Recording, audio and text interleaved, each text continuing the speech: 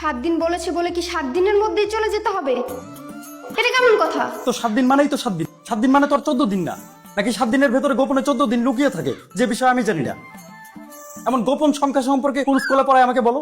সেই স্কুলে যে আমিও ভর্তি হই, তোমার মতো আমিও শিখি 7 দিনে 14 দিন কিভাবে বানাতে হয়। ফোন রাখো। ফোন রাখলে তো তুমিও রাখতে পারতে নাকি? তুমি তো ফোনটা রাখছো না, তার মানে তুমিও আমার কথা শুনতে চাচ্ছ। এটা তোমার ভুল ধারণা, একদমই তোমার কথা শুনতে চাচ্ছি না। তাহলে নিজে ফোনটা কাটছো না কেন? কারণ আমার হাত বন্ধ, আমি কাজ করছি। তোমার মতো আমি বেকার বসে থাকি না। কি বললে? আমি বেকার বসে থাকি? সারাদিন অফিসে কাজ করি, বাসায় এসে তারপর ডিম ভাততে হয়, আবার বলছো আমি সারাদিন বেকার বসে থাকি। অফিসে গিয়ে তো সারাদিন বসেই থাকো, সেসব খবর আমি জানি। এত বাহাদুরি আমার সাথে দেখাতে এসো না। দেখো, আমার কিন্তু মেজাজটা খারাপ হয়ে যাচ্ছে। এমনিতে আমার কোনো কিছু ভালো লাগছে না।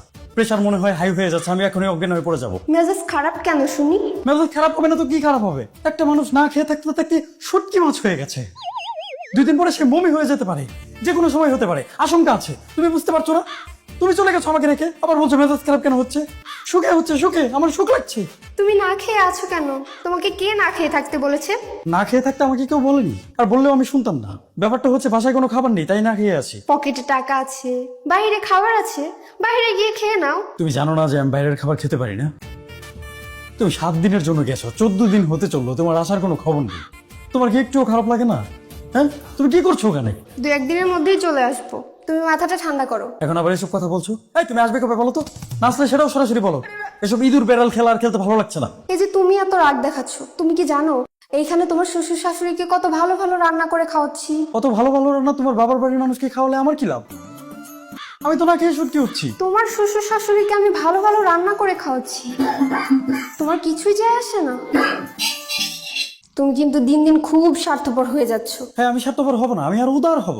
আমার এই বিপদের দিনে আমি আমার কথা না চিন্তা করি, আমি মানুষের কথা চিন্তা করবো। এখন তুমি বললে তো আর আমি উড়ে চলে আসতে পারবো না। কি জন্য ফোন করেছো সেটা বলো।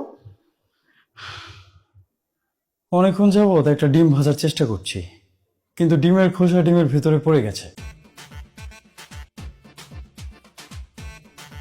বের করতে পারছি না। আচ্ছা, বের করার কোনো সিস্টেম তোমার জানা আছে?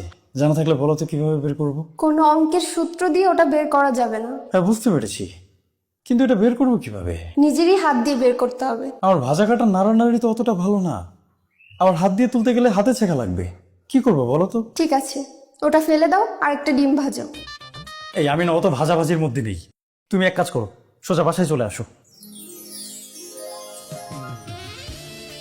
তুমি এত চিন্তা করছো কেন? আমি আছি তো। আমি তোমাকে ভেজে খাওয়াবো, ঘোড়ার ডিম। না, আমি অত কিছু জানি না, তুমি তাড়াতাড়ি বাসায় চলে এসো। আজব কথাবার্তা বলো।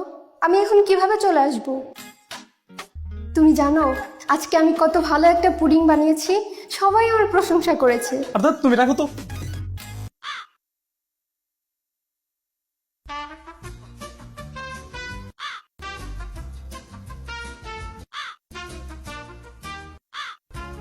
অষ্টমে আছে বন্ধু।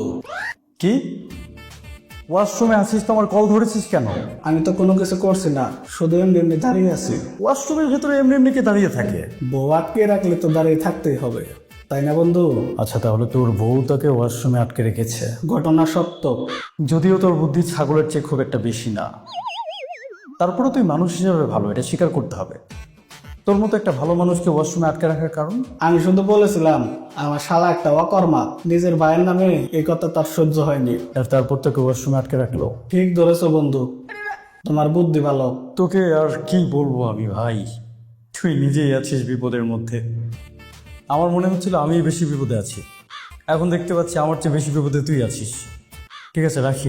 যদিও সাহায্য করতে পারবো না, তবুও জানতে ইচ্ছে করছে তোমার কি হয়েছে বন্ধু। আচ্ছা, তুই এমন রোবটের মতো কথা বলছিস কেন? যাই হোক, তোর ভাবি 7 দিনের নামে তার বাবার বাড়িতে গেছে।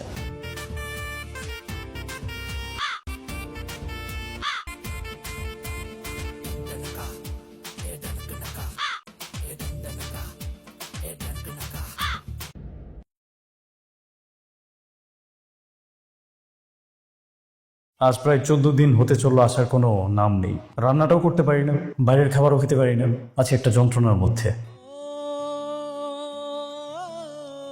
তোকে কল করেছিলাম, ভাবলাম তোর বাসায় গিয়ে খাবো। এখন তো বুঝতে পারছি আমার চেয়ে বেশি যন্ত্রণায় তুই আছিস। তোর বাসায় তোরই খাবার হবে না, আর আমার হবে কোত্থেকে? সকাল থেকে খিদে পেটে ইঁদুর দৌড়াচ্ছে, জানি না কি করব। বন্ধু, তোমার ঘটনা শুনে খুব কষ্ট লাগলো। আমি ভাবছিলাম তোর বাসায় গিয়ে চারটা খাবো, তারপর তুই আর আমি দুজন মিলে কক্সবাজার চলে যাব। তোর ভাবিও বাসায় আসছে না, এ ফাঁকে কটা দিন ঘুরে আসা যাবে। গেলে একটু মনটা ভালো হবে। আমি বলবো আমার অফিসের কাজে ঢাকার বাইরে যাচ্ছে, আর তোমার তো কিছু বলতে হবে না, বাদি তো বাসায় নেই। কিন্তু কোথাও ঘুরতে যে যাবো, ঘুরতে গিয়েও তো শান্তি পাবো না। যদি তোর ভাবি জানে ঘুরতে যাচ্ছি, 2 মিনিটের মধ্যে বাসায় চলে আসবে, তখন হবে আরেক যন্ত্রণা। ওহো, তাহলে তো মুশকিল। তুই বুঝতে পারছিস আমার কষ্টটা কোথায়? আমি যখন বাসায় থাকতে চাই, শান্তিতে থাকতে চাই, তখন সে বাসায় থাকবে না, সে তার বাবার বাড়ি গিয়ে বসে থাকবে। আর আমি যদি বাসার বাইরে কোথাও যাই, সে সাথে সাথে বাসায় ফিরে আসবে, আর আমার দোষ ধরবে আমি কোথায় গেলাম, কার সাথে গেলাম।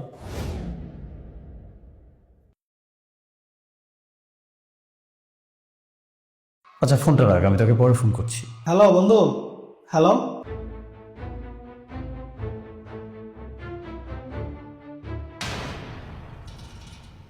আমার ভুল হয়েছে, এবারের মতো ক্ষমা করে দাও।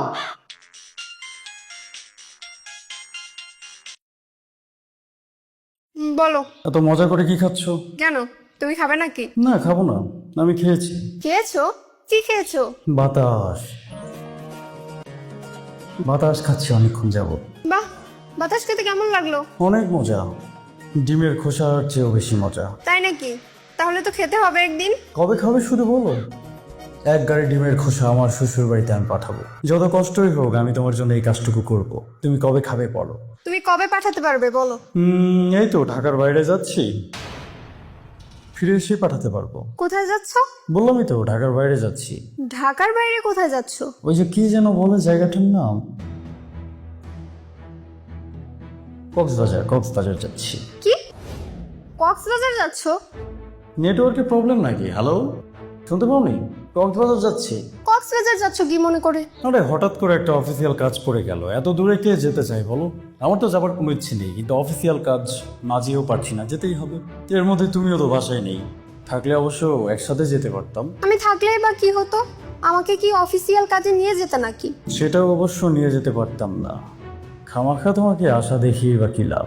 যেহেতু অফিসিয়াল কাজ, আমাকে তো একাই যেতে হবে, কারণ কাজটা তো আমার একার।